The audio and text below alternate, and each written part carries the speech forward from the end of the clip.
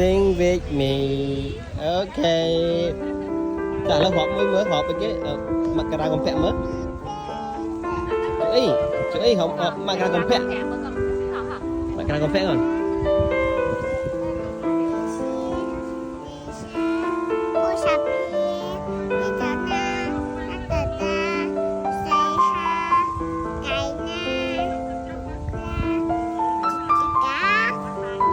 Wow. Tadi Aceh mới banyak Aceh. Yeah. Tao chuột ha.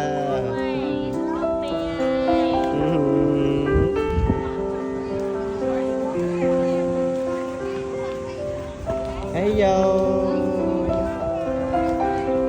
Are you happy?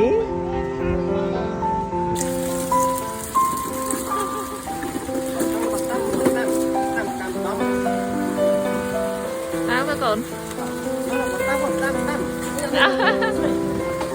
cái trong tờ hộp sai nè, cái hộp tập sai để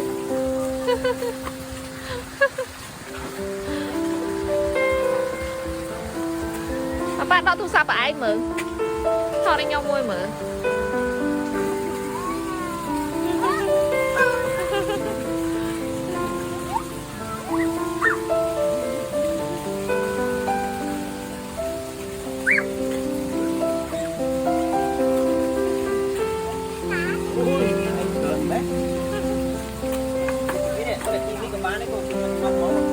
cái đó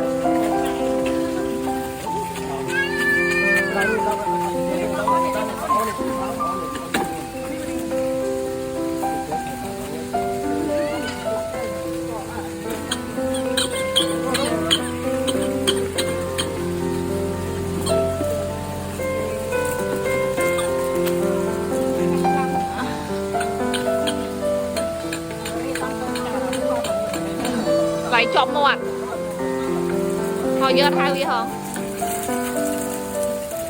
tôi ôi xa à thì ơi cái lại đi vào thon hủ xa mày stress con đấy cái tam cô đấy.